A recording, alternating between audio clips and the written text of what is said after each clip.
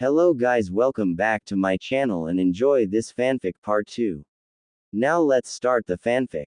Naruto. Minato was drawn from his thoughts at Kushina's words. Blinking a single time, he tilted his head towards her direction. Huh, Naruto. The redhead repeated once again as she slowly tilted her head down towards her stomach. She gingerly stroked her stomach in small circles, a faraway look in her eyes. Our baby. His name is going to be Naruto. Naruto Uzumaki. That name. It was so familiar to Minato. Hadn't there been a relatively interesting story involving that same name? Your horny teacher was the inspiration for his name. Kushina snorted helpfully, unknowingly providing Minato with the answer he was seeking. That damn book of his. She trailed off with a smile. The one time he chooses to not write shitty smut and he creates a masterpiece. Her lavender orbs travel towards her husband as a beautiful smile slowly takes shape.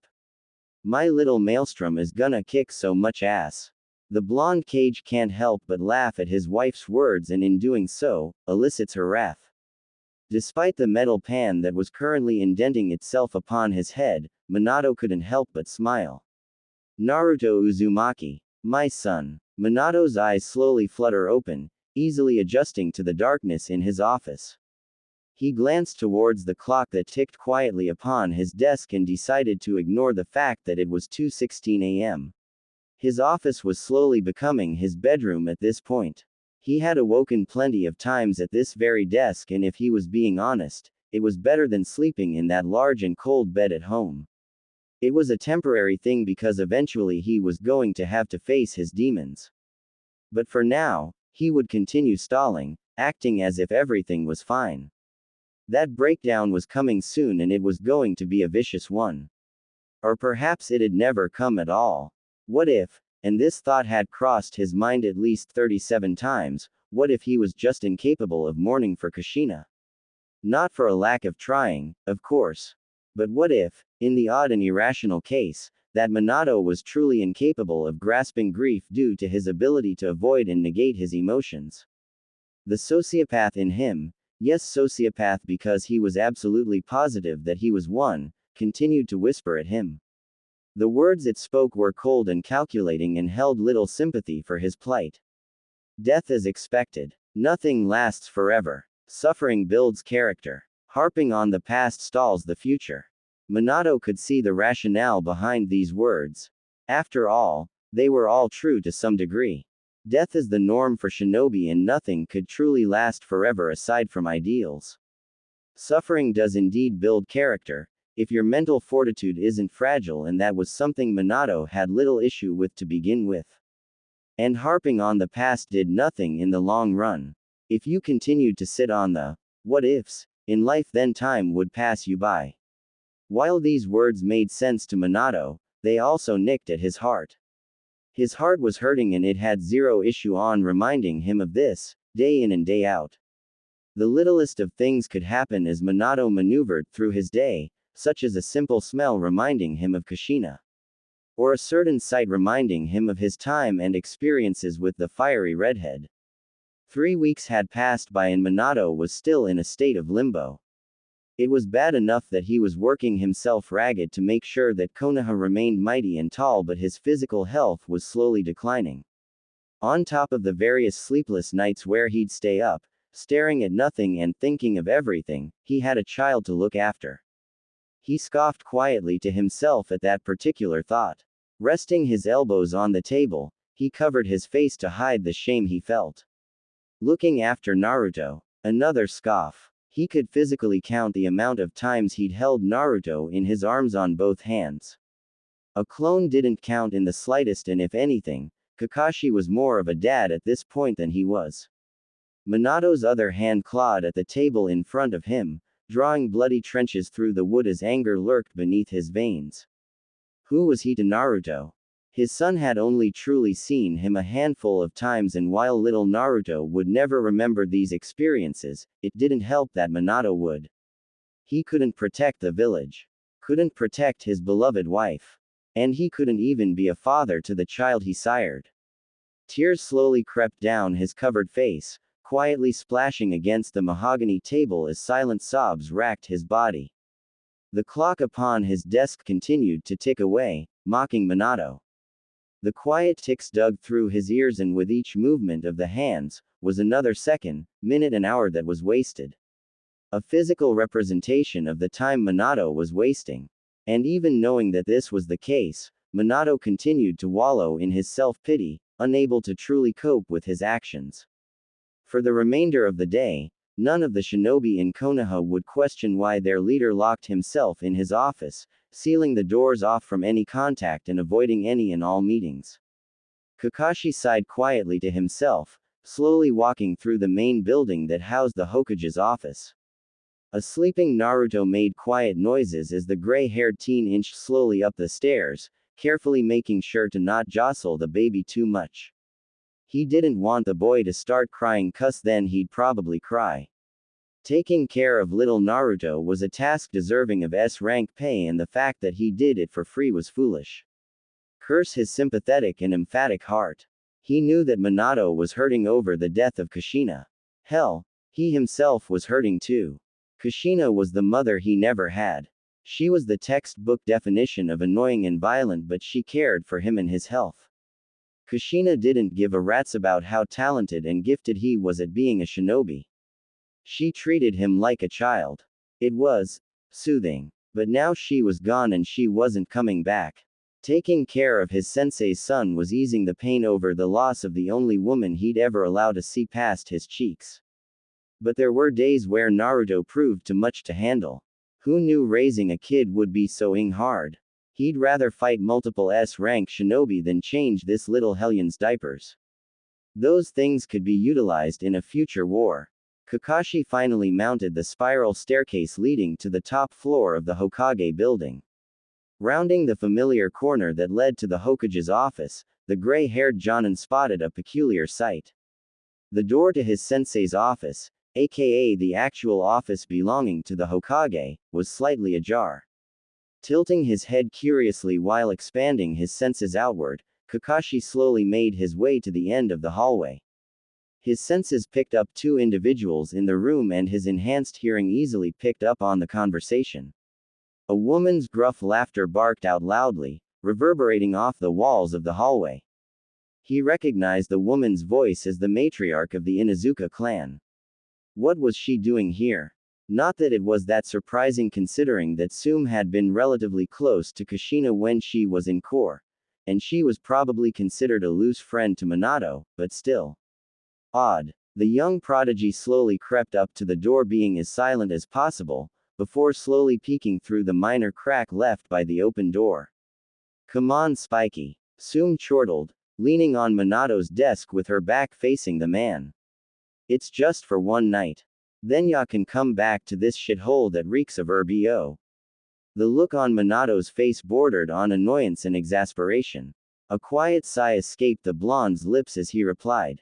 Tsume. He spoke tiredly, rubbing his face as he continued. I cannot just leave my office in the middle of the day to go screw around while downing copious amounts of alcohol and liquor. His eyes narrowed in annoyance before finishing. Also, I do not stink. I took a shower this morning. The feral woman only grinned in amusement as she shifted her body around to face the Hokage. Never said that ya stink. I said that office reeks of body odor. She tapped her nose multiple times, emphasizing that her nose was capable of detecting smells far above the man's own. But whatever floats boat, Spiky. And why can't ya go get shit-faced at 2 p.m? Ya already abused the shit out of Shadow clones anyway. It's not like ya can't do it. Kakashi himself shrugged at the woman's words. She wasn't wrong. Minato leaned back in his chair, sighing once again as the abrasive woman walked around the room, messing with things that she really shouldn't be messing with. Correction. He clarified whilst keeping the woman in his sights to make sure she doesn't mess with something of actual value. I don't want to get drunk at 2 p.m. The matriarch hummed distantly, feigning interest in Minato's response. That's because ya ain't had a drink with me. A clawed finger pointed to herself to emphasize her point. I'm the best drunk in the village. No one can top me. She was proud of her statement too, painfully so. If that was your way of enticing me, then I'm sorry to say that it failed. Tsume deigned a glance towards the man as her eyes finally lost their playful glimmer. Minato. She spoke quietly in a tone devoid of her previous humor. You need to take a break. You haven't left this office for an entire week. She immediately cut off the man's retort, glaring directly at him whilst moving towards his desk. Nobody will blame ya for talkin' a damn break. The village ain't gonna fall apart if ya take a single day off. Sides, ya seem to have shit covered anyway considering the amount of yous running rampant. Kakashi grimaced at the woman's words, kind of agreeing with them. His sensei had been working himself to the bone trying to make sure that Konoha was recovering. He wasn't going to judge how his sensei grieved since it wasn't his place, but someone needed to put their foot down. If no one did, then Minato would continue to run himself ragged. Kushina had always been the one to put her foot down, and there was no one in the world more stubborn than her. I agree with her, sensei. Kakashi spoke quietly, finally stepping into the room and making himself known, gently adjusting little Naruto as he did so. You've been a little. He trailed off quietly, trying to find the right words. Stupid. Tsume helpfully added, smirking as she spoke. Dumb. Irrational. Minato's face glowered in annoyance at the woman's brash and blunt words. I could have you court-martialed for those words. How about ya court-martial my spikes? She fired back with absolutely zero hesitation, briefly shocking even Kakashi with her words. Instead of punishing the feral woman for her comments, Minato rolled his eyes in annoyance. I probably should. It'd keep you out of trouble. He grumbled quietly. The feral woman cackled loudly as she ran her clawed fingers along Minato's desk, drawing tiny scratches and grooves in the hardened wood. Ya can't keep the kitty contained. She wants what she wants, and the last time I checked, she's been kinda lonely. The woman gave a none too subtle wink towards Minato's direction, not even bothering to hide the advance she was clearly making. Kakashi's face scrunched up in slight disgust at the woman's words. Dear Kami, this woman was wild. Absolutely no tact and no shame. But that was the Inuzuka clan for you. Minato didn't really react to the woman's words, only offering a raised eyebrow. I'm just going to pretend that I didn't hear that and move on. He ignored the woman's cackles before continuing. Say I do take today off to run around and waste valuable time that could be used for Konoha's benefit, what do I get out of this? Tsume raised an eyebrow at the man's words before shifting her weight on her hips, accentuating her curves. Ya get to spend the day with me. She answered simply, in a tone that was definitely condescending. Obviously. I mean, come on, have ya seen me? She scoffed with pride, gesturing with her hands towards herself. 2 kids and I still look this able. Ya just can't teach that. I'm one of a kind, baby. What a wild woman, Kakashi quietly mused to himself. Tsume wasn't unattractive per se, just loud. But then again, all Inuzukas were loud. It was a common trait shared by them. The woman wasn't beautiful in the traditional sense, but calling her ugly would be a bold-faced lie. She certainly wasn't Kakashi's type, but that didn't really matter. Tsume exuded an exotic beauty. The kind of beauty that was dangerous and that could and would kill you if given the chance. Like a wild beast in its habitat. Be that as it may. Minato spoke slowly, eyes trailing away from Tsume's body so as to not incite more unnecessary flaunts. You haven't done much to persuade me. The woman shook her head with an exaggerated sigh before placing her hands atop the man's desk and leaning her upper body forward. Just give me a chance, flaky. One chance. That's all I'm askin' for, and then ya can go back to being Mr. Hokage leader guy. Take the day off and come to the Lotus. Ya won't even have to drink if ya don't want to. Minato stared at the woman for several long seconds before shifting his gaze to his only remaining student. His cerulean orb studied the boy's stoic face, easily spotting the concern in his eyes. His eyes eventually fell towards his son, staring at Naruto with a hint of regret. Had it really been 3 weeks? Was his son actually going to be a month old soon? Where had the time gone? Why couldn't he just slow down? He knew why. Sighing once again, Minato returned his gaze to the feral woman. Fine. I'll take a break. He ignored the woman's triumphant expression before returning his gaze to Kakashi. Before that happens though, I want to apologize to you specifically, Kakashi. The teen blinked in surprise at his sensei's words. Sensei. Minato stood to his feet before gliding over to his son and student. Without pause he ruffled Kakashi's hair and smiled at the boy's annoyed grimace. He gently took little Naruto into his arms before continuing. Because of saddled and unnecessary responsibility on you due to my negligent self-care. He shook his head, not allowing Kakashi to defend his actions. Regardless of how you personally feel about it, it isn't right. You're still growing, Kakashi, and I've been stagnating your talent and ability with my own personal problems. Kakashi vehemently denied Minato's words. But I want to help you, sensei. You shouldn't have to go through this alone. He immediately ducked his head, seemingly embarrassed by his outburst. I lost Kushina that day too. This is how I can repay her for all she's done for me. Let me do this. Minato stared at his student with a gentle smile before ultimately sighing and ruffling the boy's hair. Fine. I'll allow it. Just don't end up like me, alright? No other words were needed as Kakashi nodded his head with a minor bow. The infamous shinobi turned his attention on Tsume, who had remained silent during their conversation, seemingly ignoring them in favor of looking out of the large windows in the back of the office. All right, Tsume, you win, he admitted tiredly, raising his hands in defeat. I'll take a break today.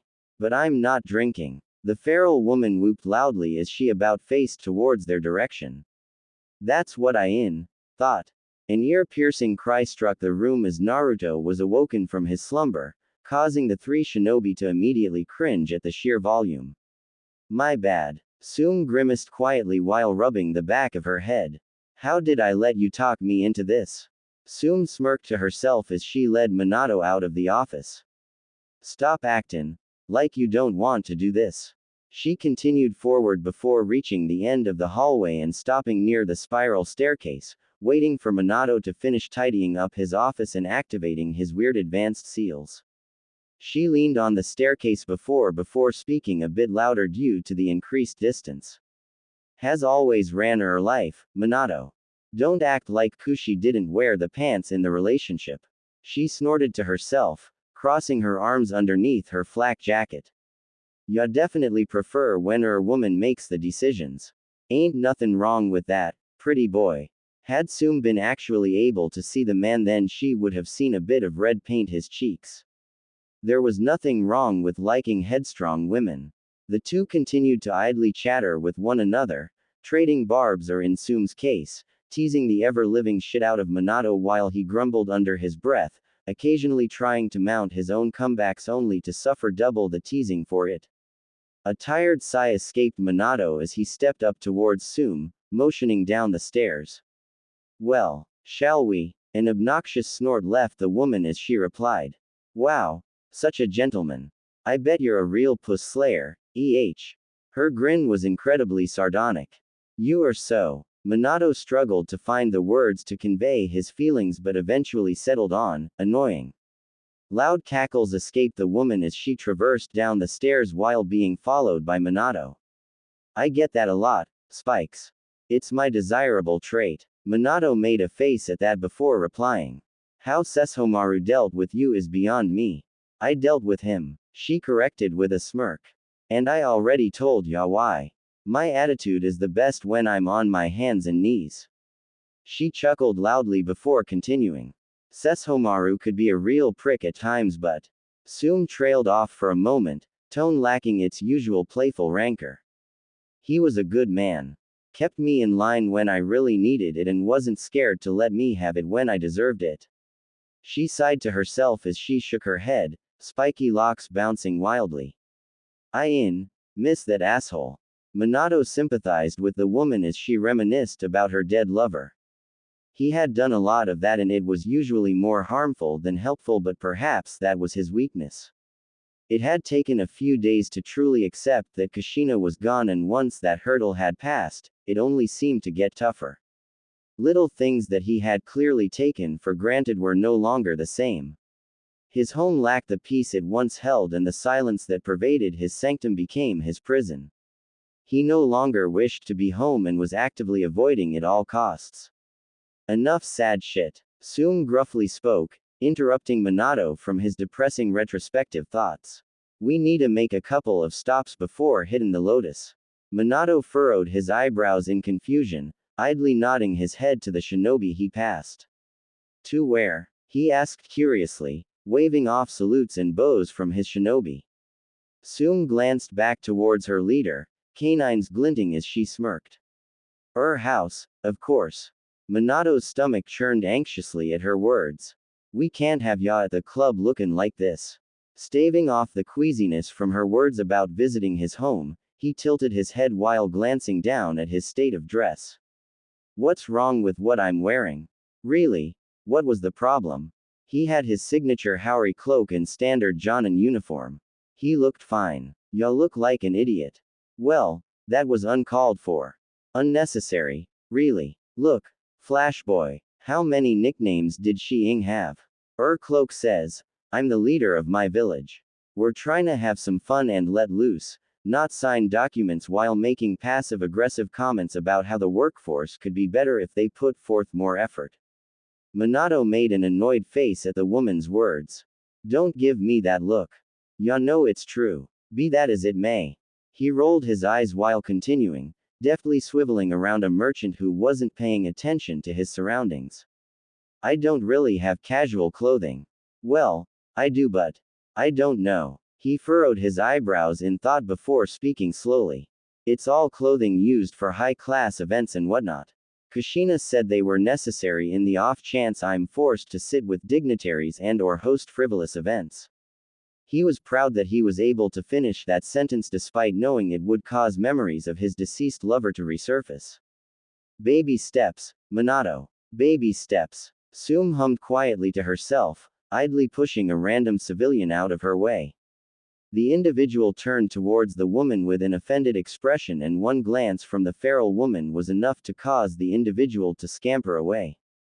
TCH. She scoffed in annoyance. Well, we ain't gonna know till we see her closet, and then I'll be the judge of that.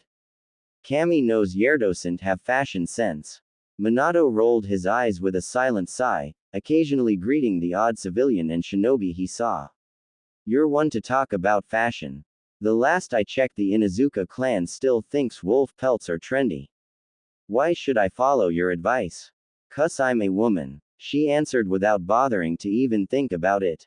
Women are always right. While correct, she was also wrong.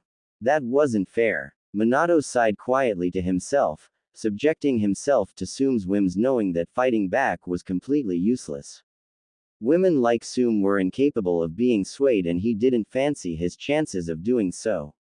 Accepting his fate, Minato continued to follow Tsume as she led them to his home, idly thinking of all the things his clones had to do today. From checking in on Orochimaru and witnessing his progress within the research and development department to conversing with Jiraiya about the existence of his former students and the death of Hanzo. What a day this was going to be. And it wasn't even 3 o'clock yet. Minato, a clone, stepped through the doors of what was perhaps the most advanced building in Konoha. Scientific breakthroughs, discoveries and legendary myths were not only uncovered in this facility but created as well. Passing by the receptionist after getting screened by the Anbu running security, Minato slowly made his way deeper into the building. He passed various rooms, ignoring the quiet chatter and odd noises coming from the rooms. Fluorescent light painted the hallways, not unlike the halls of a hospital or a school. Pristine white walls as far as the eye could see, with little differences between the rooms. The Hokage continued his journey for several minutes before finally reaching a room that possessed double doors. He heard a high-pitched ringing noise emanating from the room before quietly pushing through the doors and ignoring the attention brought upon himself. A little less than a dozen pair of eyes focused on the blonde leader before returning to their observations and tasks. Minato's eyes glided over the room, spotting what appeared to be 5 separate sets of the standard Jonin flak jackets. However, 2 of the 5 vests were shredded and torn, sporting what appeared to be severe scorch marks, as if someone had used a Kaiden jutsu to burn through them. Humming to himself, Minato turned his attention to the observation stands, where a certain snake-like man stood, observing his presence with intrigue. He continued his journey up the flight of stairs, nodding his head to the various scientists and shinobi. Reaching Orochimaru, who waved off his colleague as soon as spotting him, Minato spoke. Orochimaru. Minato-sama. The man's raspy voice greeted quietly. To what do I owe the pleasure of your presence? The clone glanced at the snake before turning its attention onto the experiment test undergoing now. How is that little project going? Orochimaru blinked at the statement before glancing down at the floor, spotting the seal appearing right beneath them.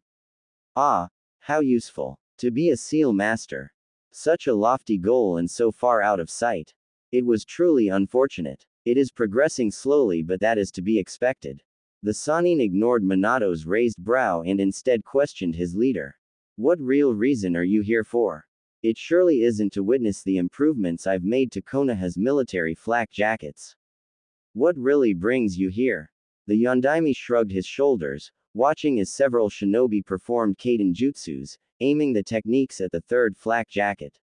Has Danzo made contact with you? The snake Sannin smiled at Minato's question, tilting his head while answering. Knowledge is power, Hokage-sama. What do I gain from Danzo's demise? Bored. Cerulean orbs centered on Orochimaru. An extension on your already fragile life timer. So Minato was capable of possessing humor. It wasn't as if Orochimaru wasn't going to tell the truth, he was just curious on how Minato would answer. Kukuku. Of course, Minato-sama. His snake-like smile only increased as he spoke. That old relic has contacted me. He is unaware that you know about our little experiments. Orochimaru was a sly and conniving man, but at the end of the day, he was a realist and, to be completely honest, a coward. He could play the survivor card all he wished, but if push came to shove, then he'd flee from Minato. The Yondaime was not a man you wished to anger, and it appeared as if Danzo believed himself to be the monster better. Minato made a gesture with his hand and Orochimaru continued to speak. He questioned why I was removed from Anbu and wanted to know why I had been instated as the head of the Research and Development Department. I told him what he wished to hear. The snake shrugged in an uncaring manner as he continued. His actions are his own, and should he disappear, I will not be surprised. Minato nodded his head, turning his gaze back onto the demonstration. The flak jacket in the 3rd position had been blasted by several high-powered Kaiden jutsus but was relatively unscathed, save for a bit of ash and soot. He is going to die. Minato stated simply. Just not now. There are some things I'm looking into at the moment, and I'm curious on how the puzzle will look when finished.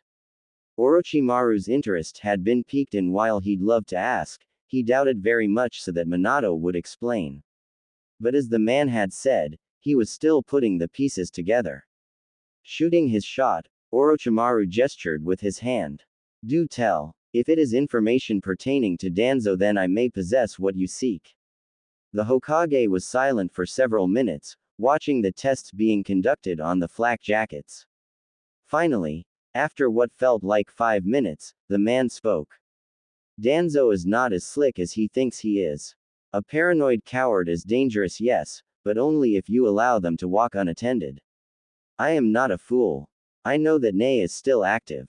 I also know that that rat still covets the Hokage position. However, he knows that so long as I live, he will never see it. Minato shrugged as he spoke.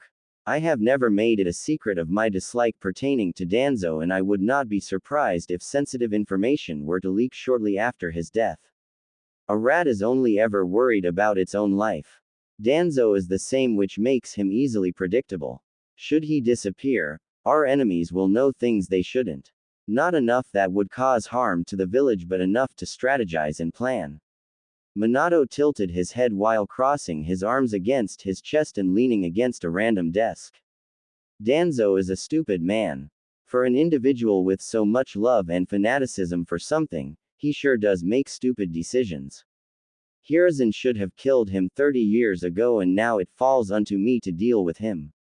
Glancing at Orochimaru, whose attention had yet to be swayed, Minato gestured with his arm. Does the name, Nagato, ring any bells with you? Orochimaru made a face at the name while narrowing his eyes. If only briefly. I remember Danzo speaking the name a little over 2 years ago.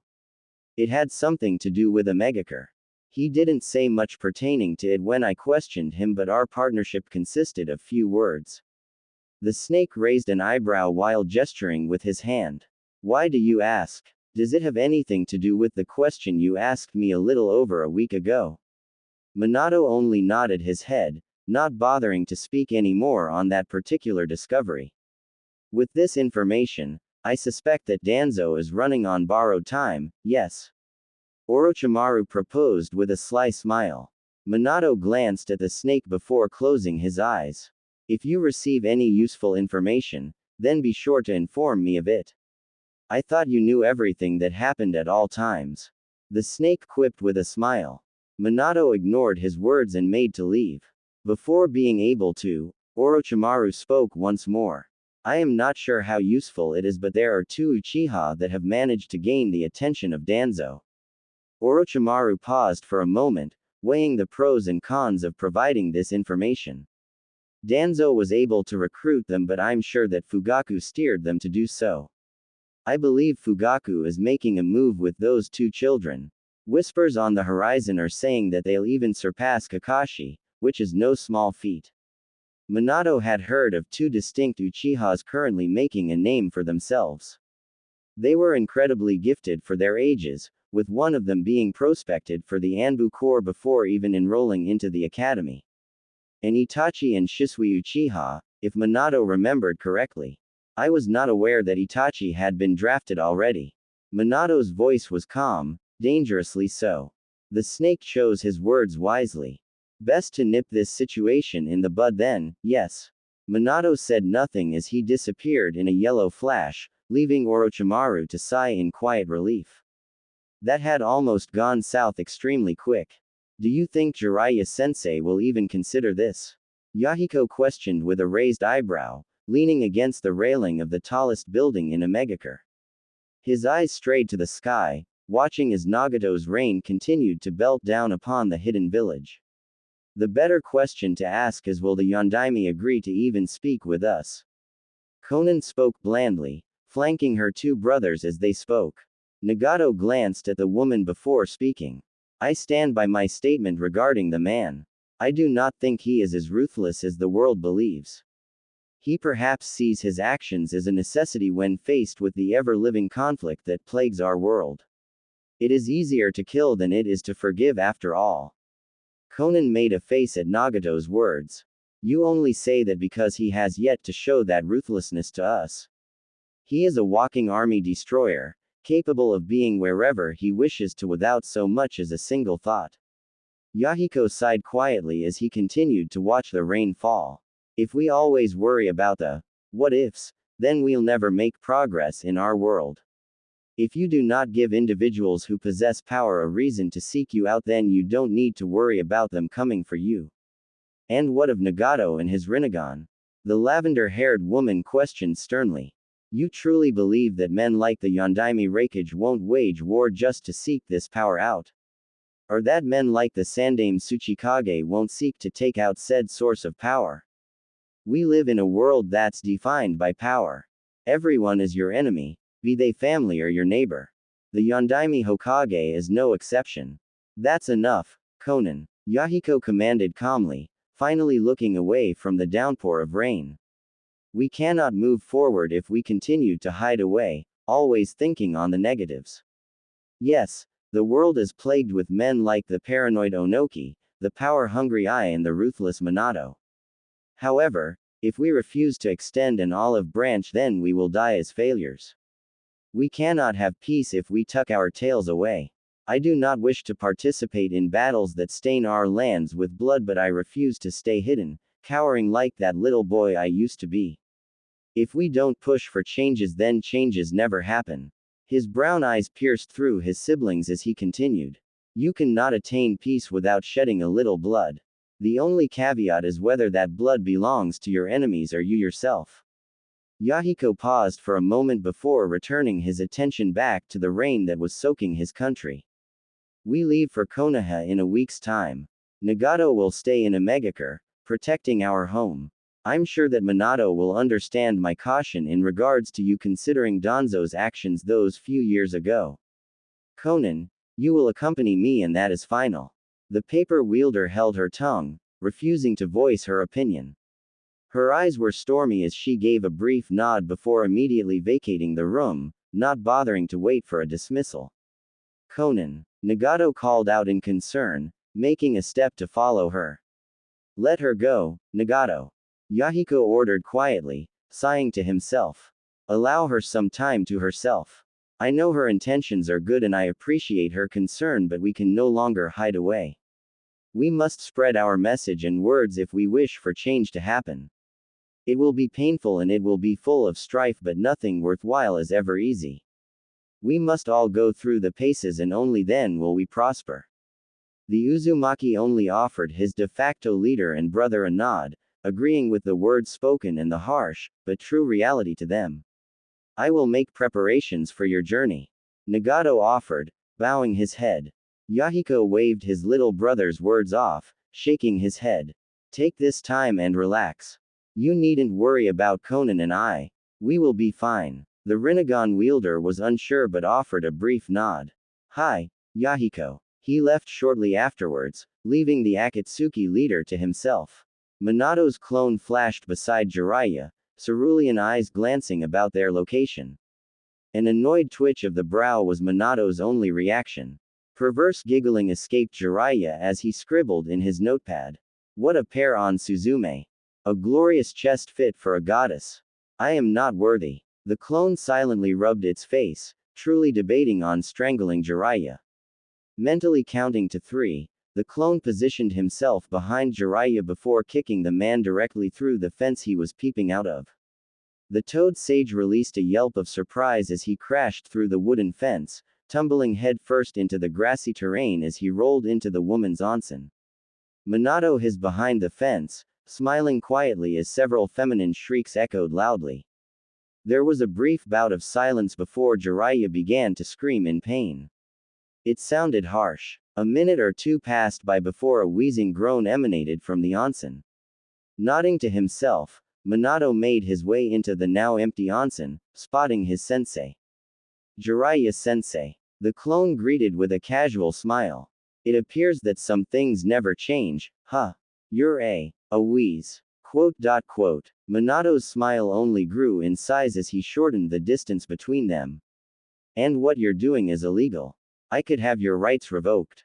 Jiraiya released another groan, rolling onto his back and staring out into the sky with a bruised face. That'd hurt more than these beatings. But then I wouldn't get to see Kunoichi's laying down the law on you. Minato shrugged his shoulders with a smile. There's something about watching an old pervert get beat up that does put a smile on my face. You're a cruel one, kid. What did I do to deserve this? It'd honestly be harder to state the things you didn't do. Minato took a seat next to his teacher as he continued.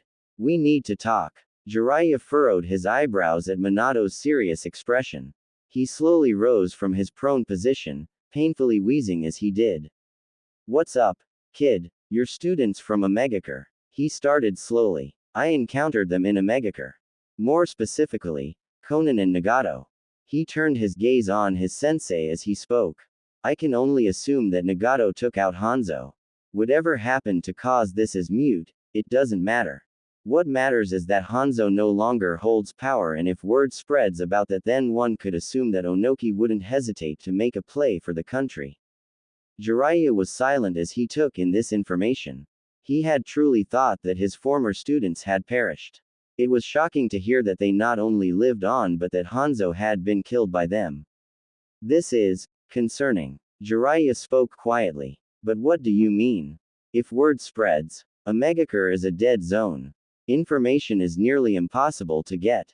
Unless I gleaned some information from a certain snake about Danzo and his potential actions in Omegakure. It would not surprise me if Danzo somehow caught wind of a certain Rinnegan-wielding shinobi in Omegakure and made a play to eliminate them and/or capture them. Jiraiya's face hardened as he growled. That Ing. Tell me we're getting rid of him.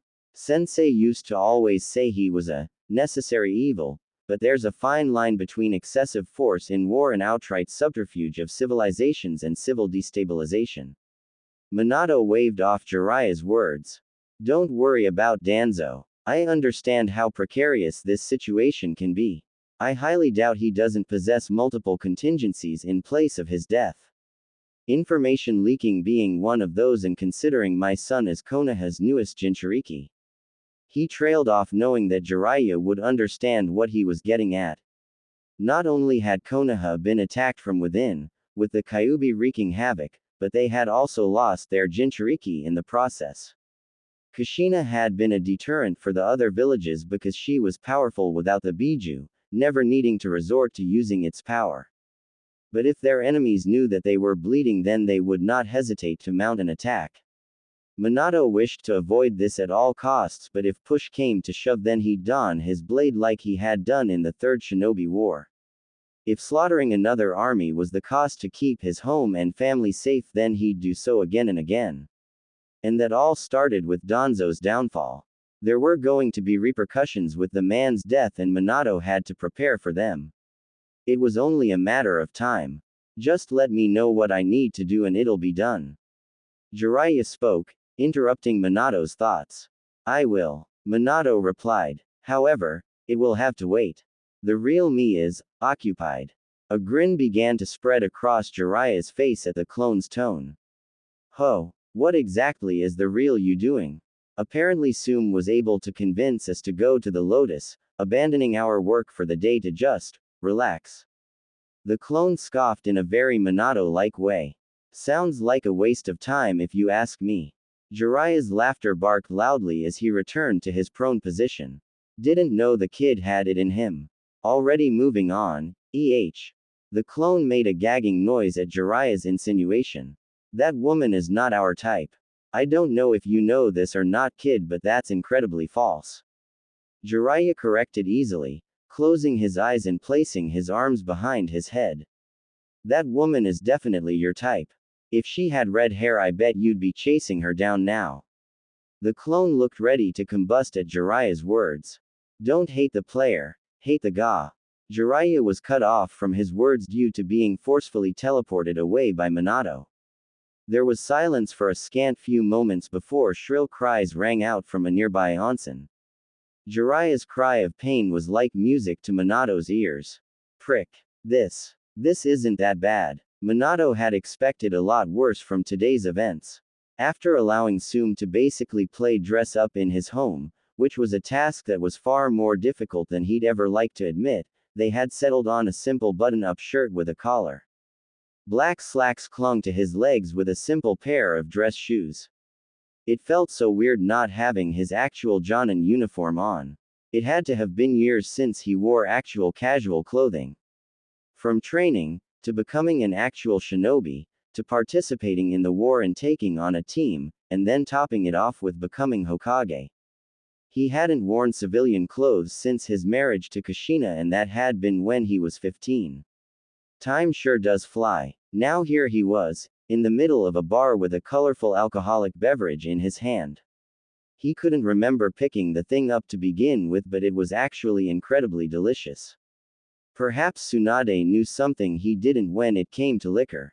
As Minato downed his glass of fancy alcohol that tasted more sugar than anything, his eyes drifted across the club per bar. He recognized many of the individuals in this bar and had since figured out long ago exactly what this establishment was.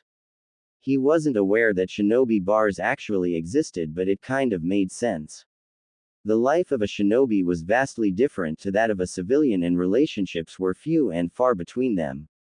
A shinobi could die at any time, and thus, they married young. Cultivating a healthy relationship with a civilian was incredibly difficult for the average shinobi due to their pessimistic view on life, abnormal work schedule, and physical and mental trauma. Shinobi hid their flaws well. Well enough to fool the average civilian but not their fellow soldiers. And due to this, shinobi often mingled with other shinobi because each knew what the other had been through or at least could relate in one way or another. Minato wasn't an expert on this subject and that wasn't surprising. He had been in a relationship since he was kid, more or less. But he understood the necessity of an establishment such as this one. A place where his shinobi could let loose without the fear of being judged for their past actions or inactions regarding their lifestyle. It was beautiful in a sad way, almost tragically so. "You're empty." Tsume's shout emanated from beside him, breaking him from his observations. The feral woman took the empty glass from his hand before placing another one in it. "Don't thank me," she cheekily spoke, winking as she walked away to go back to the dance floor, hips moving in a tantalizing way as she swayed to the beat of the song playing. Minato did little else aside from accepting the drink with a nod of the head and an awkward smile. It wasn't hard to see that this was incredibly uncomfortable for him, but the fact he was still here and drinking was telling. He knew that he didn't hate it though, and that's all that mattered. Dare he say it? He was actually kind of enjoying himself. The music wasn't really his taste considering it was meant to make you want to dance and Minato was not a dancer. But the atmosphere was nice, if not a bit chaotic.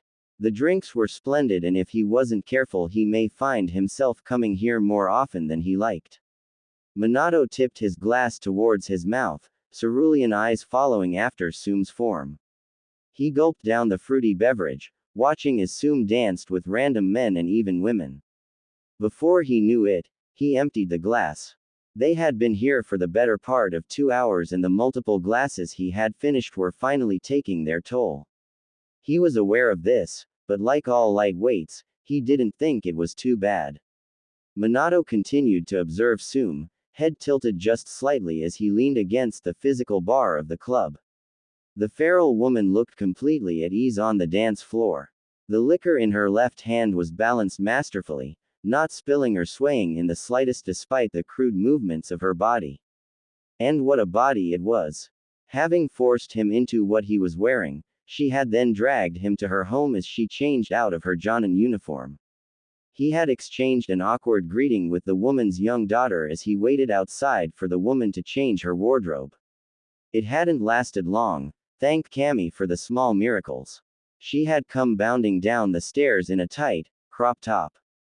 It looked like the shirt had been physically ripped instead of actually tailored, and it wouldn't have surprised him if the woman herself had done so with her claws. The shirt nearly matched her tanned skin, showing off her toned abdomen. It showed a lot of cleavage, but the woman had said that it was normal and he had ultimately decided to take her word for it. She wore a pair of shorts that were aptly called booty shorts, and Minato had found out exactly why they were called that. It really wasn't hard to deduce when she had turned around. Her cheeks were barely even covered, and the fact that this was considered casual clothing shocked Minato. But damn it if they didn't leave anything to imagination. The woman's thick thighs and curvy legs were a sight to behold for everyone she passed. Kunoichis were already considered to be beautiful and desirable due to their bodies and the strenuous training regimens thrust unto them, but a woman like Tsume. Well, best not to think too deep on that one. A hazy fog surrounded Minato's vision as he continued to stare at Tsume. Her body glistened brightly due to the sweat on her body, highlighting her abdomen and S. Minato continued to drink his glass, not even questioning the fact that his drink had been replaced once more. His attention was solely on Tsume as her body contorted in sinful ways. As if sensing his eyes in her, Tsume's vision flicked towards the bar area. Her slitted orbs immediately settled on Minato, almost sizing him up. A small smirk touched her lips as she rose a single clawed digit, beckoning the man with her finger while winking. Despite the copious amount of alcohol running through his veins, Minato was still cognitive of the fact that he could not dance. He offered the woman an awkward smile, shaking his head left to right. His denial was for not as someone, he didn't know who, pushed him towards the dance floor while taking his drink away from him. Minato wasn't a skilled shinobi for nothing and immediately found his footing despite his inebriated state. However, what had been done could not be undone. He was now within reaching distance of the feral woman whose eyes were nothing short of dirty. Minato nearly made to bolt from the dance floor before a pair of clawed hands caught his wrist. His eyes widened before his body was forcefully tugged towards the matriarch of the Inuzuka clan. Her other hand grabbed a hold of his other wrist, truly preventing him from getting away. Their height difference was now far more apparent with him being nearly a head taller. They stood chest to chest with one another for what felt like an entire minute. Tsume's smirk only seemed to grow larger, exposing her larger than average canines. Minato stood rigidly, fingers clasping and unclasping as he stared into the woman's slitted pupils. He could feel the rise and fall from her chest, her breathing trying to stabilize due to her raging pulse. "Why ya nervous, Flash?" she questioned with playful eyes. Despite the blaring music and loud individuals around them, he heard her clearly. Scared. Normally, the woman's playful taunt would have been ignored. It was simple teasing, he knew it. But in his inebriated state, he took it for something else. "Of you?" He fired back with a raised eyebrow. "Not a chance." She seemed slightly surprised at his response, evident by the raised eyebrow she was now sporting. "Ho, look at you." Her smirk continued to grow. "Some liquor in ya and ya grow a spine. But tell me, is this an act or the liquor? 'Cause I'm gonna keep pressing her buttons." The woman proceeded to stand on the tips of her toes, grazing her nose upon his cheek. Her warm breath tickled his ear as her left leg stepped in between his legs, brushing up against a certain appendage that she really shouldn't be. "So, what are ya gonna do 'bout it, pretty boy?" Her voice changed drastically, coming out with a slight rasp to it. Freezing for just the briefest of moments and sobering up for just a minute, Minato was finally able to comprehend what was happening. In this position, this close to a woman who had been giving off interesting signals the entire day, he possessed two responses. To concede and suffer more teasings or push back and challenge the woman. He knew what would happen if he chose the first option. He had been doing it the entire day and quite frankly, it was getting stale. Not that he minded Tsume's playful barbs and whatnot, but he just wanted more. And for the first time that day, Minato did something that would set off a chain reaction. All budding from a simple challenge of words and some liquor. The Yondaime narrowed his eyes as he stared down at the woman. His muscles flexed and he immediately noticed the excited gleam worming its way into the woman's eyes. With a degree of strength and speed that was quite honestly surprising considering the man's inebriated state, he managed to twist the woman around whilst trapping her against his chest. Tsume, back slammed flush against Minato's chest and she briefly entertained the thought of trying to escape, excited to see what Minato would do if she tried. Upon trying to resist the hold the man had on her, his strength only doubled and she was pulled even closer to him. A wild grin blossomed upon Tsume's face as she continued to struggle against Minato's ironclad grip. Minato's head lowered, lips tickling one of the woman's ears. "You like being manhandled, don't you?" It took all of his willpower to not react as the woman ground her hips against his pelvis. "You love when a man pushes you back. You love when he takes charge and dominates you, don't you?" A low growl escaped the woman's throat, but her grin seemed to only grow larger. Her muscles flexed fiercely as she tried to break free from Minato's hold, but she failed every time, inferior to Minato's raw strength. "And if I do?" she growled out, slamming her head against his chest while squirming in his grasp. "Ain't nothing wrong with that." She huffed out breathily, sweat dripping down her body. Minato's own breathing matched Tsume's as he continued to rain the woman down. The inklings of a smirk made its way onto his face as he took both her wrists with one hand, reveling in her surprise at how strong he actually was, and placed his now free hand upon her stomach, fingers stroking her muscular abdomen. "You're enjoying this, aren't you?" he mockingly asked, fingers becoming slick with the woman's sweat. "Don't act like you're not." She growled back, hips bucking against the man's pelvis. Seems to agree with me." Gettin' hot and bothered, flashy? She mockingly asked, slowly grinding her hips against the man's lower appendage. Minato's fingers danced on the woman's skin before abruptly shooting south, briefly shocking the feral woman as his fingers rested dangerously close to the area her nether lips resided. Tsume was genuinely surprised at how forward and bold Minato was being. She was keenly aware of all of the eyes currently upon her and the Hokage. Whilst enjoying the man's presence and forwardness, she did not genuinely think he'd do something like this. Minato was a private man, if not slightly sheltered to a degree, and witnessing him doing something so dirty in public seemed to surprise even the shinobi in the lotus. But should she stop it? Inebriated as she was, she knew her limits. She hadn't reached them, not even closely, so she was cognitive enough of the fact that if this continued, they were going to do something. That something being each other, of course. Minato was not a drinker, and the fact he guzzled down nearly 6 drinks said all that she needed to know. The man wasn't acting as himself, and she should probably stop them while possessing this brief amount of sobriety. Tsume was moments away from doing that very thing before feeling Minato's lips graze along the skin of her neck. Her legs clenched harshly, thighs squishing together at the sensual contact. It had been a while since she had been intimate with another individual. 5 months to be specific. After Sesshomaru's death, she had been a wreck. A brief one, but a wreck nonetheless. Her children kept her grounded, and she had grieved quietly and alone. Only recently had she finally gone out to mingle. She wasn't necessarily looking for another lover or a replacement anytime soon. She only wanted to dip her toes back into the single life and enjoy herself. But at the end of the day, she'd come home alone. Her children were lovely, even if all little Kiba did was cry and shit himself, but he was a baby, so she couldn't necessarily fault him for that. Hana was slowly becoming a mini her, and it was absolutely adorable.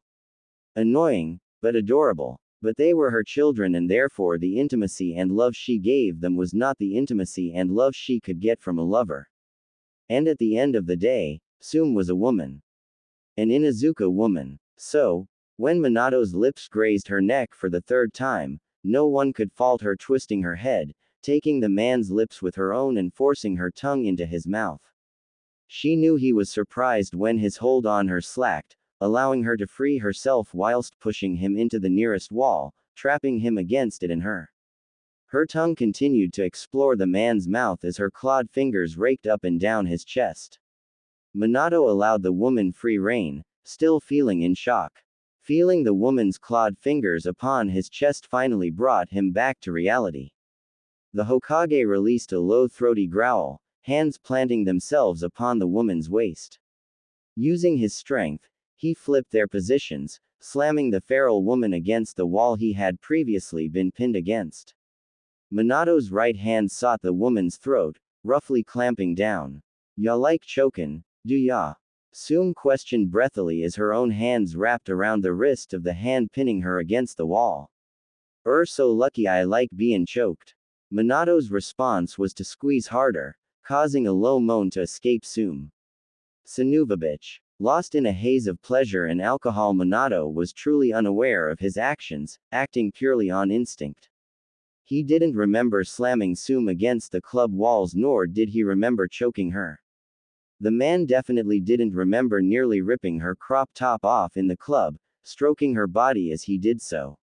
Come to think of it, he didn't remember even going home last night. A splitting headache assaulted Minato as his eyes slowly creaked open. A groan escaped his lips as his eyes tried to adjust to the light in his room. Taking a few moments to actually allow his body to wake up, he blindly reached out towards his nightstand that sat on the side of his desk. Odd. That didn't feel like a mahogany nightstand.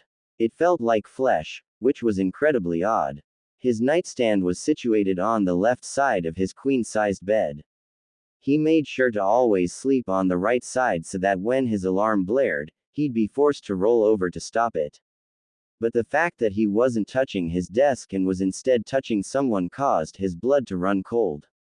His headache returned full force, and he was actually terrified of opening his eyes. Deep breaths, Minato. Deep breaths. Taking a moment to calm himself, Minato slowly opened his eyes. His cerulean orbs adjusted to the light far better than the last time as he stared at the unfamiliar ceiling of the room he was in. His pulse quickened as he continued to stare at the ceiling. Minato didn't want to look to his left. Didn't want to acknowledge the truth that stared so openly in front of him. He was in a room he didn't recognize, likely in a home that was not his. He had figured that out rather quickly after waking up. The silk sheets rubbing against his skin was a giveaway, and it didn't raise any red flags because some days Minato slept in his boxers. It wouldn't have been that surprising of him to just drop down in his bed after consuming a large amount of alcohol. Minato was now keenly aware of the nightstand he had been touching. Obviously, it wasn't wood nor was it an actual nightstand. It had been flesh. Soft, yet slightly firm with a peculiar hardened tip near the center. Yes, that was a. Minato, you're a genius. Anxiety coursed through his veins as he continued to stare at the ceiling. He knew what was happening. He wasn't an idiot. However, he didn't want to acknowledge it. Bits and pieces were coming back to him as he tried to recall the events that led him here.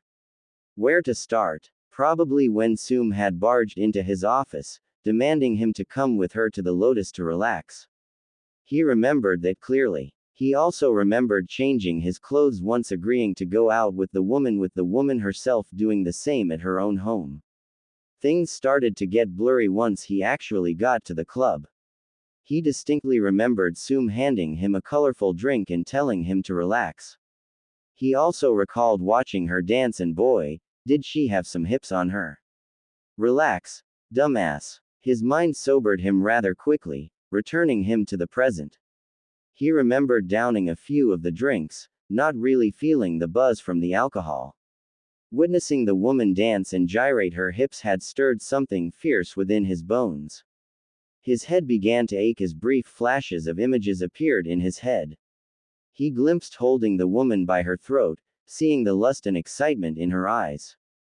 Another image appeared in his head, and this particular image was a lot more. Well, then, Tsume had a beautiful pair on her, didn't she? My head. Minato's thoughts were interrupted as the woman, who he had definitely just slept with, grumbled lowly.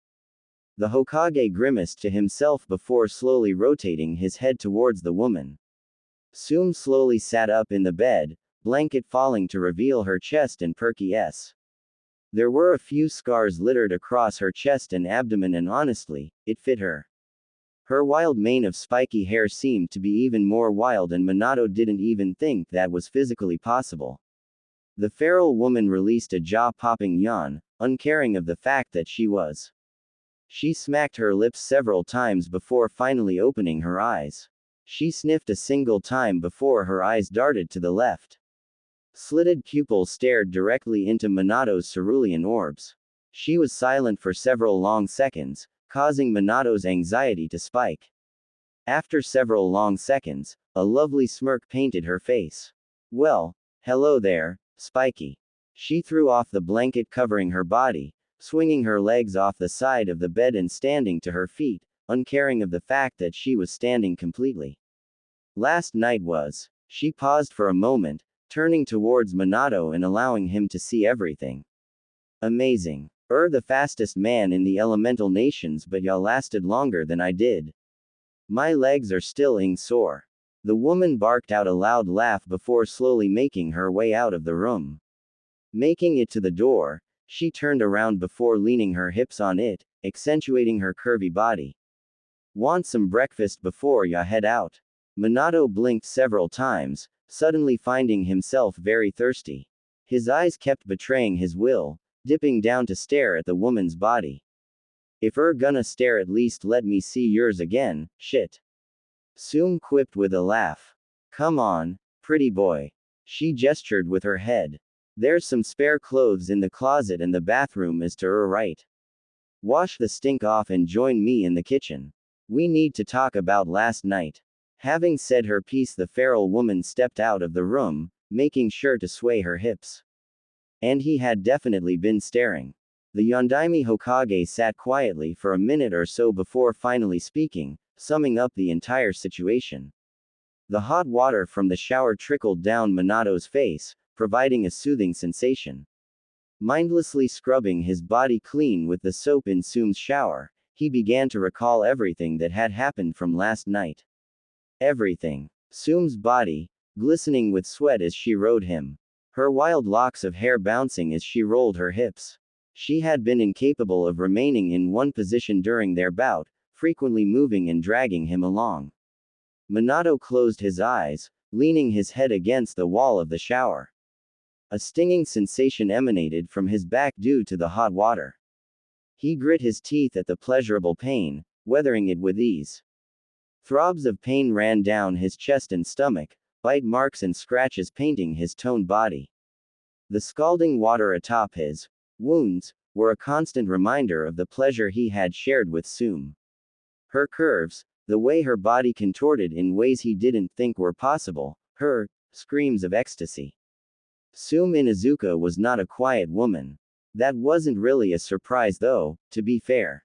Though he hoped that the woman's daughter hadn't heard any of what had happened, regardless if she was young enough to not truly understand what was happening. No child needed to hear, well, that. The blonde man released another quiet sigh before turning the water off and stepping out of the shower. His eyes drifted over towards the sink, spotting the spare set of clothes that Tsume had provided for him. A simple kimono with the Inuzuka clan insignia stitched on the back and a simple pair of black pants and sandals. Ignoring just who the clothes belonged to, Minato dressed himself quietly. His fingers idly twirled the sash of the kimono as he pondered whether or not to cover his chest. He glanced upwards, spotting his reflection in the full-body mirror and sighed quietly. The scratches and bite marks upon his skin were far too noticeable to not cover up.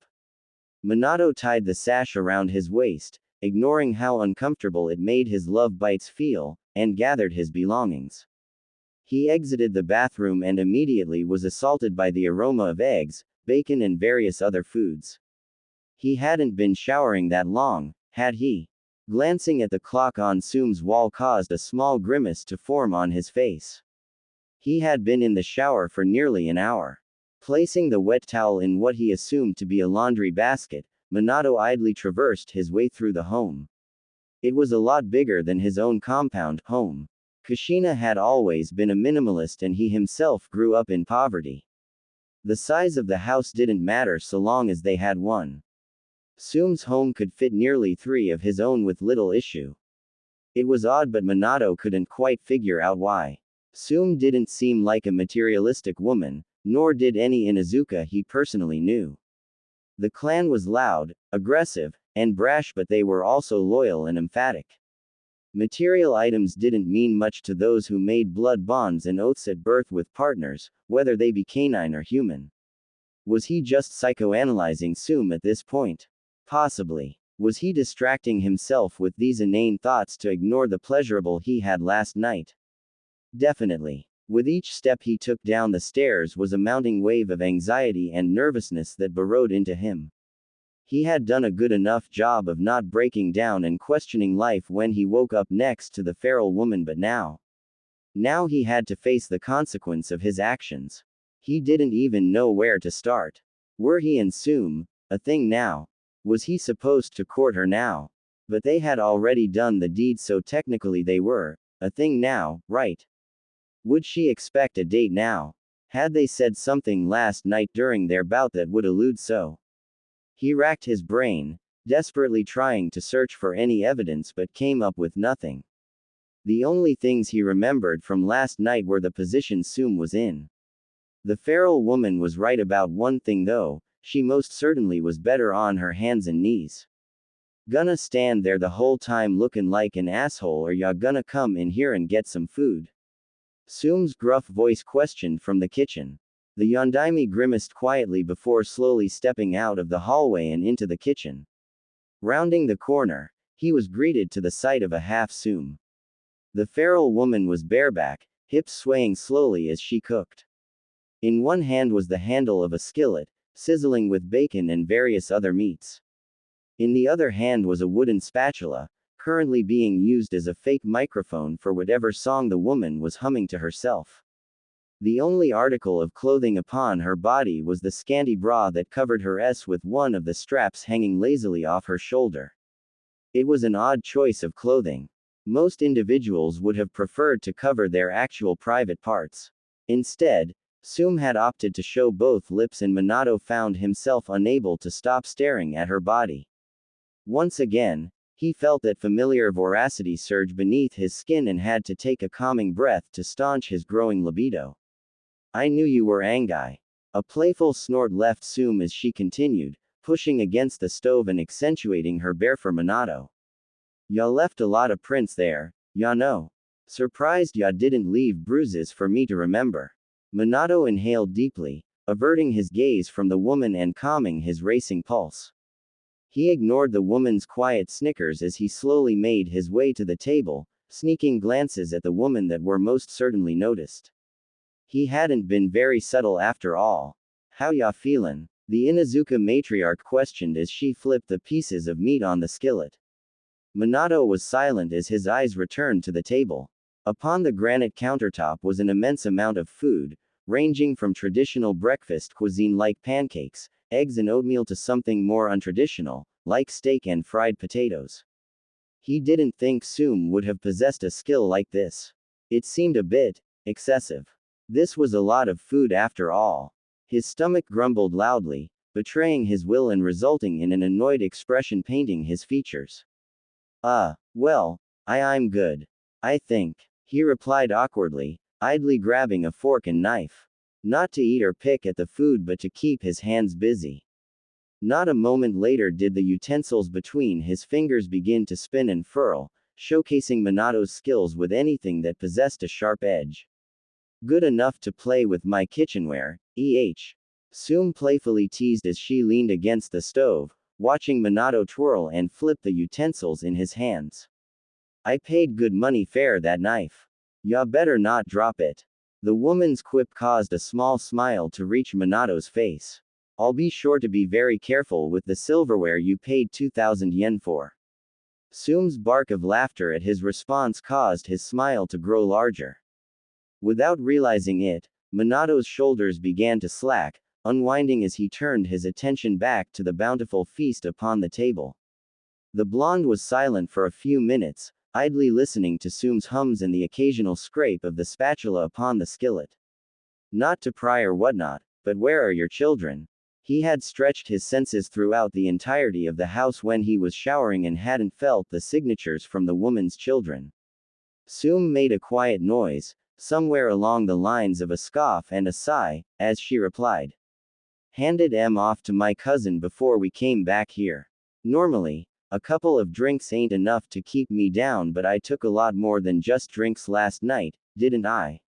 Her grin was incredibly dirty and brought back a memory or two from last night. Minato averted his gaze, causing another bark of laughter to escape the feral woman. God damn, so easy to with. Picking the skillet up from the stove, Tsume waltzed over towards the table before dumping the meat on an empty plate.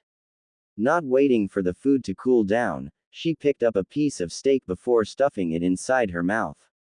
A few hot exhales left her mouth as she made her way back towards the stove, turning off the burners and placing the skillet inside the sink.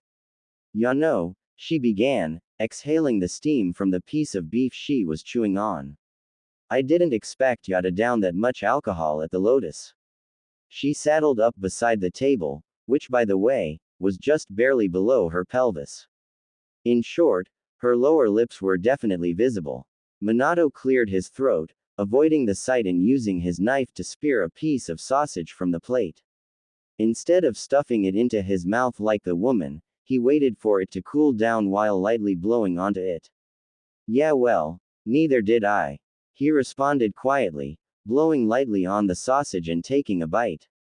Tsume hummed quietly, taking a piece of beef off the plate and tearing it apart using her claws.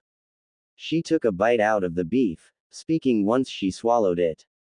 Had fun though, yeah.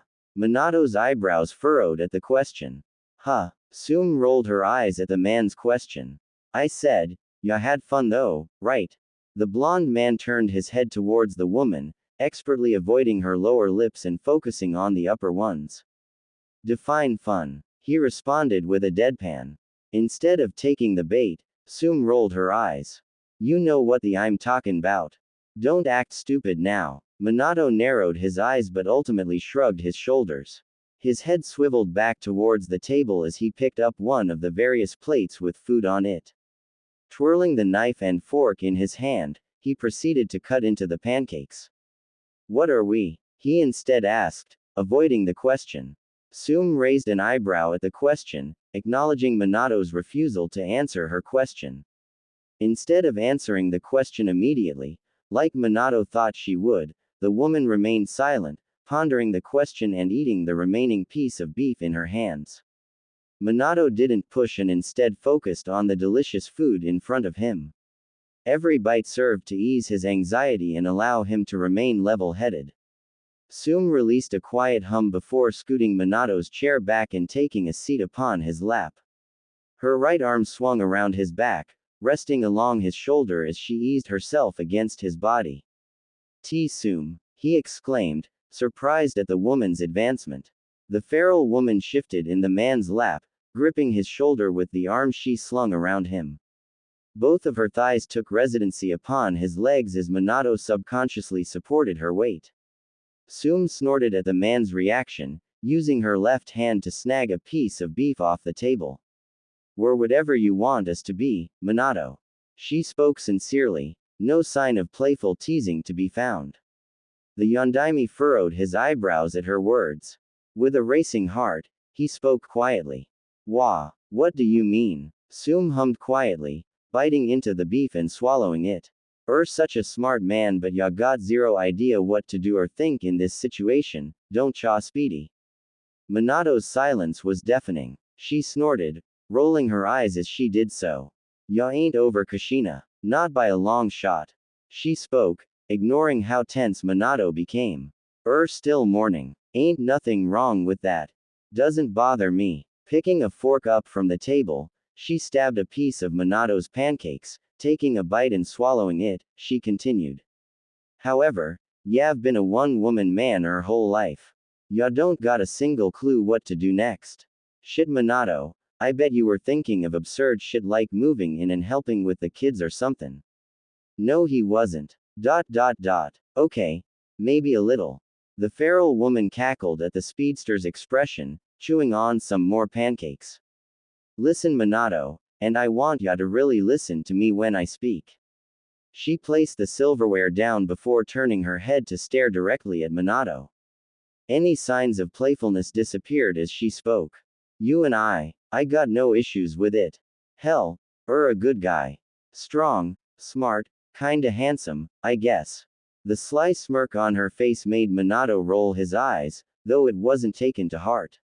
But right now, a relationship ain't healthy for ya and it sure as hell ain't gonna fix her problems. It'll only complicate shit. Minato made to speak but was prevented from doing so due to Tsume's finger covering his lips. And before ya ask, yes, I'd love to actually get to know ya and try to see if this could work. But it ain't happenin' till done morning, Minato. She took her finger off his lips before shifting her position and taking more of Minato's food off his plate. Silence filled the kitchen after Tsume's words, save for the occasional scraping of the woman's fork on Minato's plate. Throughout it all, the Yondaime was quiet, processing what had been said to him. He wasn't upset with the woman's words.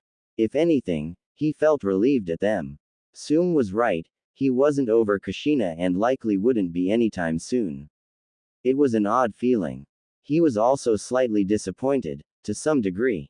It nearly left a dirty taste in his mouth. On one hand, it felt like he had betrayed his deceased wife with last night's activity. On the other, he felt slightly better. He couldn't really explain it.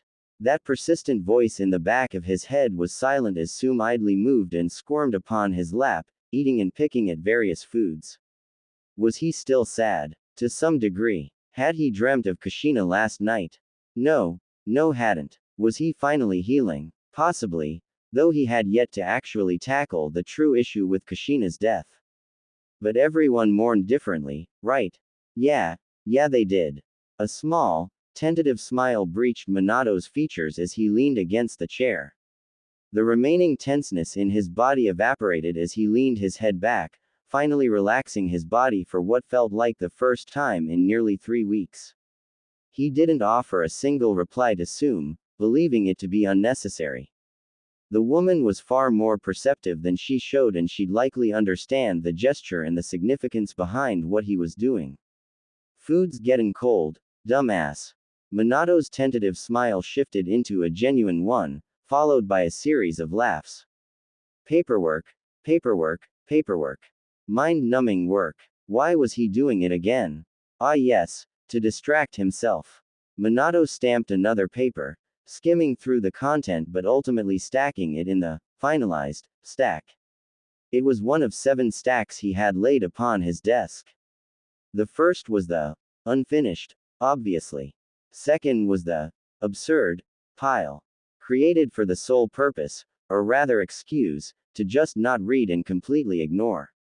The third pile was his favorite, one he aptly named useless. Take a good guess at what this pile was for. The fourth stack of papers was titled Conjectures, and this pile was probably the most unique considering it was things that, while easily solved and could be implemented, created, solved, he would hear out from outside opinions, such as Shikaku or Fugaku and even Hiruzen. The fifth stack was of papers was for everything, and fracture. No real reason why it was called that. He had just wanted an extra pile to make odd numbers. The sixth stack, and it physically painted him to read these, were. Well, he hadn't actually given this one a name yet. It was demeaning to his pride. Someone, and he likely believed that it was Jiraiya, spread word that he was now a bachelor. Now, Minato was a shrewd man. A calculating one and a ruthless one. But he could also see the humor of it and thus, allowed these to exist. If for nothing else, it was actually kind of like a stress reliever and more often than not, humorous. Reading the endearing, but mostly creepy, words of women who fawned over him. Truth be told, Minato didn't even think he was that attractive. He was a handsome man, of course he believed that, but to the extent that so many women would willingly go out of their way to send him mail.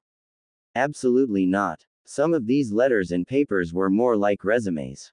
Women could be so weird. The seventh pile was, of course, the finished stack, where everything that was finalized, done, and complete went. One would ask, why so many stacks if eventually, you'll just end up completing and finalizing various papers? Wouldn't just 3 suffice if that were case? And they'd be right. But he was a sociopath. So he did things in 7s like all the other sociopaths. Speaking of sociopaths, he was supposed to be having a meeting with one relatively so. A series of knocks resonated from the door, interrupting his thoughts. Ah, just in time. Come in, he ordered calmly, finalizing all of his papers and forcefully teleporting them off his desk. The seal surrounding his office glowed for a moment, signaling that Minato had deactivated it. Not a moment later did the doors open, allowing Minato to gaze upon them. With a stoic gaze befitting that of the Uchiha clan head, Fugaku slowly strolled through the office, offering a nod of respect to his leader before sitting down in the guest chair, just a few feet from the Hokage. How's the family? Minato asked, leaning back in his chair. Fugaku's stoic features shifted, if only a little, becoming softer as he spoke. Makoto works too much. Though, she's finally eating again. The fourth nodded his head at his former teammate's words. Makoto and Kushina had been relatively close and her death had affected the matriarch something fierce. And the children? Minato ventured with a raised brow. Here at last did Fugaku's stone face crumble. The man rolled his eyes as his posture became somewhat lax, completely unlike him and very much so not Uchiha-like. The woman dotes on him too much. Him obviously being Itachi. Nominated for Chunin at the ripe age of 5 years old, beating out Kakashi's own record by 1 year. Though with the trajectory, Itachi would likely surpass Kakashi in every merit. He is still a child. Minato countered with a shrug, leaning back in his chair and reclining it. He's seen war already. The Uchiha countered flippantly, leaning back into his own chair while slouching, looking completely undignified. He'll live. The Yondaime offered a shrug at his old teammate's words. Not every child sees a battlefield at 3 years, nor are they ending lives at it either. Fugaku was silent for a moment, arms crossing against his chest as he closed his eyes. He is an Uchiha. Minato released a quiet sigh as he spoke. How long are we going to continue using that excuse? Until the day my clan dies out. That was probably the best he was going to get out of Fugaku. The man was as traditional as they came, even as children. It was a wonder that Makoto had proposed first. Even more so that Fugaku allowed it to even happen. Though, the man was completely smitten with Makoto, he just never showed it. Something about pride and image. How very Uchiha of him. Dropping the subject, Minato motioned with his left hand. How have those documents been faring to you and yours? Fugaku scoffed as he leaned back in the chair, placing a foot atop the Hokage desk to balance himself from flipping the chair. If you're asking me, it was damn overdue. Careful, Minato warned with a smirk. Treason talk is met with deadly force. Fugaku released another scoff as he closed his eyes, responding instantly. If you wanted me dead, I'd be dead. Don't be an ass, Minato. A chuckle left the Yondaime as he replied. Threatening people isn't even fun anymore. You all just accept your fate. At least let me have my fun. I would quite literally die before allowing you a one-up over me. And that goes double for your happiness. Minato clutched his chest dramatically. Even my best friend wounds me so. My wife just died and even you stab me. My life is cruel. Fugaku peeked an eye open, staring at Minato for just a moment before shaking his head. Word on the street is you already found a replacement. Want to tell me what the hell you of all people were doing in the Lotus? The sound of Minato crashing into the ground reached Fugaku's ears, causing a hearty laugh to escape the Uchiha. Not a second later did the clan head find himself also crashing onto the wooden floor. You fell first anyway. It's the small victories that truly count, Minato. The Uchiha spoke from his floored position, not bothering to be embarrassed even more at the hands of his old rival. Minato's face scrunched in annoyance. How much do you know? Fugaku, still not moving from his position on the floor, scoffed loudly. It'd be better if you asked me what I didn't know. Those mutts are practically yelling it across the village. They say Tsume couldn't keep her howls down. The Yondaime groaned loudly as he rubbed his face flaming in embarrassment. He slowly stood to his feet, fixing his chair as he did. Please, just lie to me. For once in your life, just lie. I won't even be offended. Fugaku finally deigned to correct his position on the floor. He flickered to his feet, reminiscent to that of a certain Shunshin prodigy, and placed his chair upright. Taking his seat once again, he spoke with a flat expression. No can do, Hokage-sama. I'm a shinobi and a man of my word. Minato's eye twitched. What a cheeky bastard. Shinobi lie all the time. Fugaku shrugged his shoulders with a small smile, amusement painting his face. Yes, but I do enjoy watching you squirm. It is amazing seeing you finally struggle with something. Aren't you anal? How did you walk into this situation so unprepared? Minato's dry expression only made Fugaku chuckle more. I was drugged. He lied smoothly. The Uchiha made an sound. So you did down 7 glasses, huh? The Yondaime sniffed indignantly. 6 actually. 7 too many, you mean. Fugaku corrected. Well, Minato wasn't going to argue with that logic.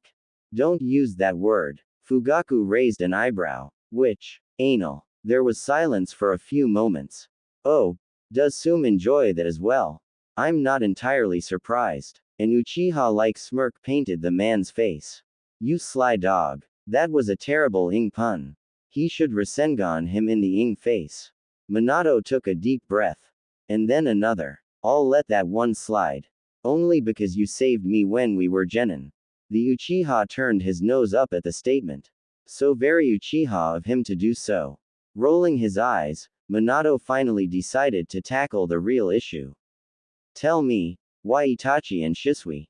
His posture changed swiftly with Fugaku's also shifting. Do you not realize how precarious this situation already is? Fugaku's jaw set as he replied. Shisui was purposely chosen purely for reconnaissance and extermination. The man leaned forward as he spoke. Itachi is a countermeasure in case the plan deviates out of Shisui's control.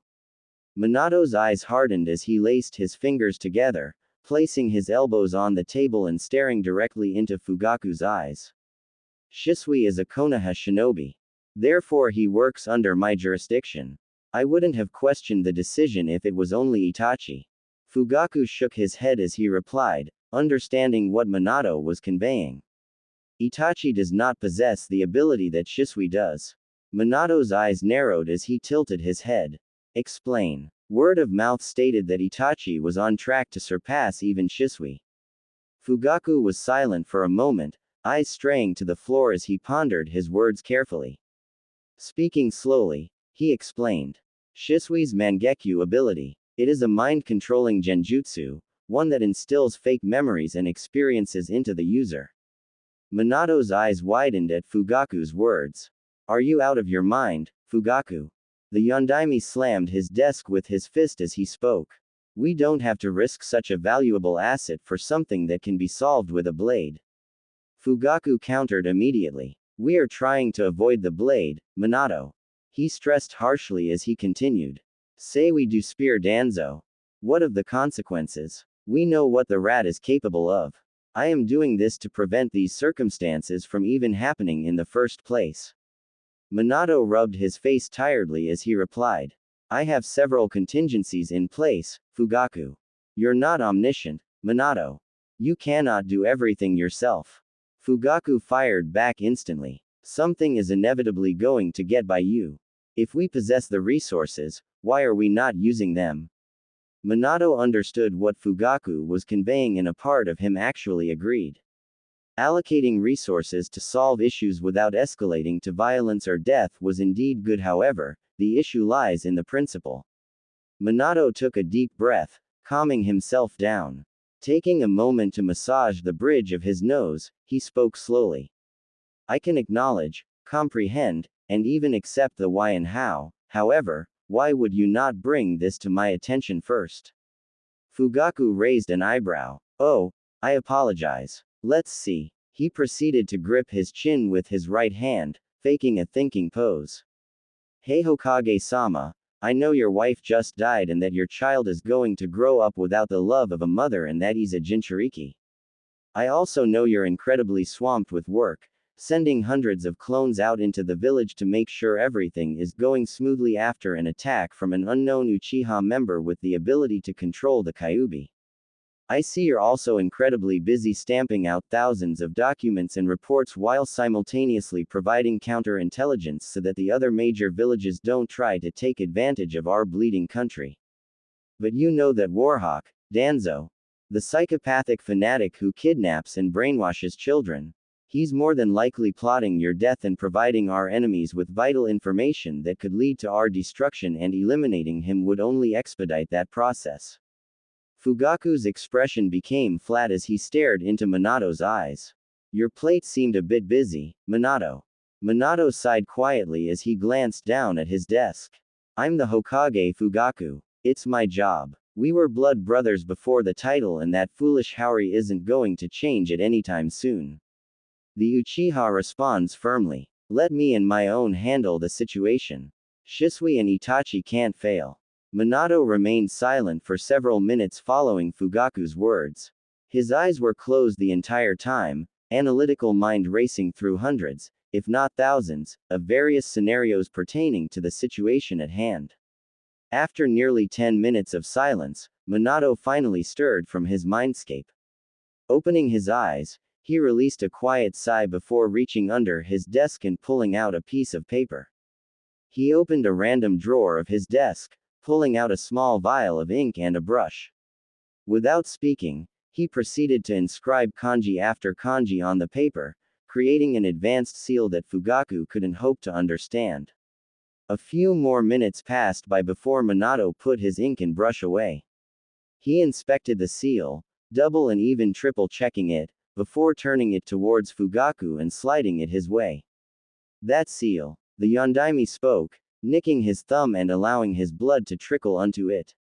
Activate it. Fugaku glanced down at the advanced seal, picking it up and glancing at Minato. It's a blood seal, he stated more so than questioned. It's a blood seal, Minato mimicked with a roll of the eyes. Good job, seal master. Now, activate it. Fugaku grunted in annoyance before placing his hand atop the seal and flaring his chakra. There was a brief poof of smoke followed by nothing. Before his very eyes, the piece of paper began to burn away, disintegrating and turning to ash. The Uchiha clan head furrowed his eyebrows before raising a questioning gaze to the Hokage.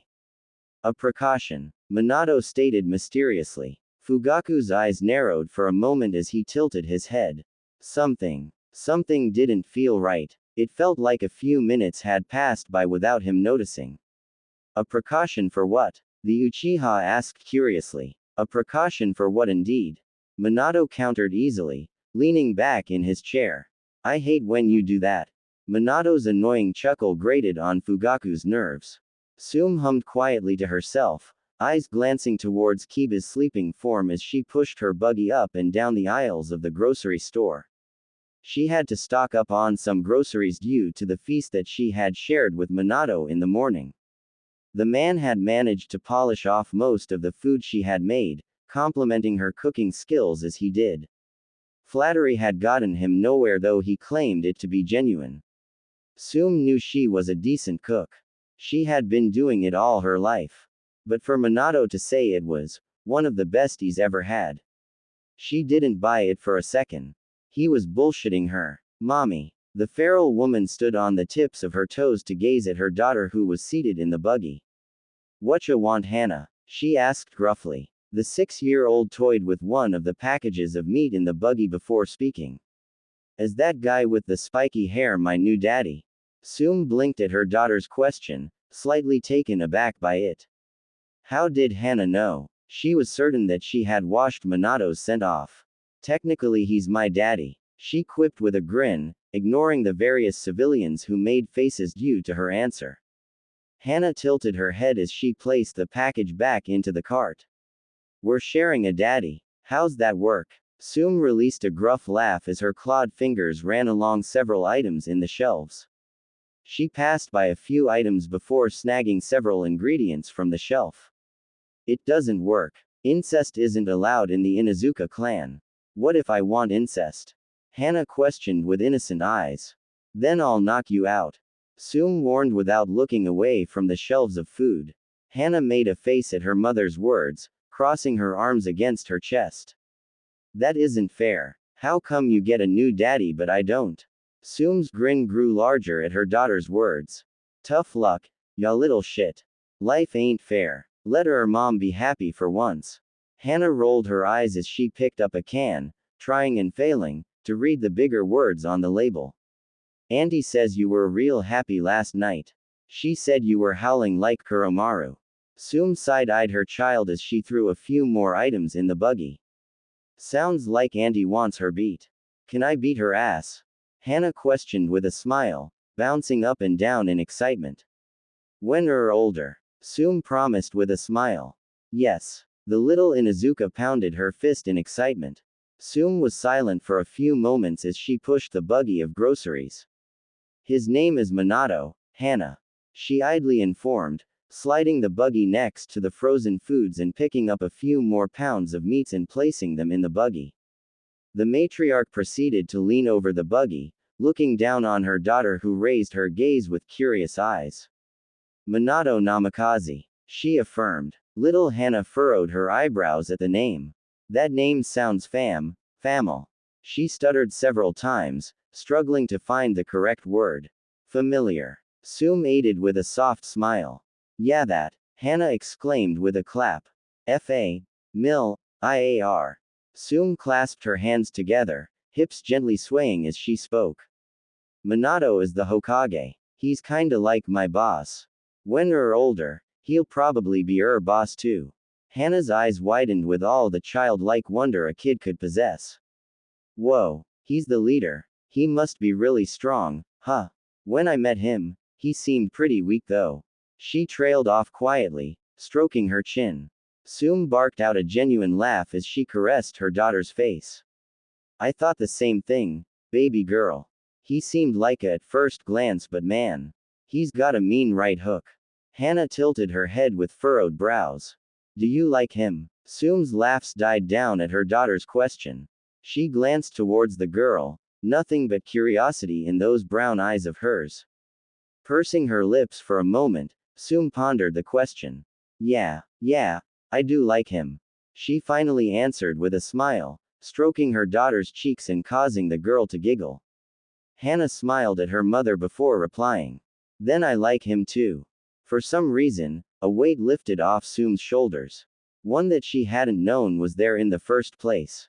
Huh, who would have thought? She really did like Minato. He was strong, kind, and an absolute monster in the bed. Those three qualities were all Tsume really needed in life.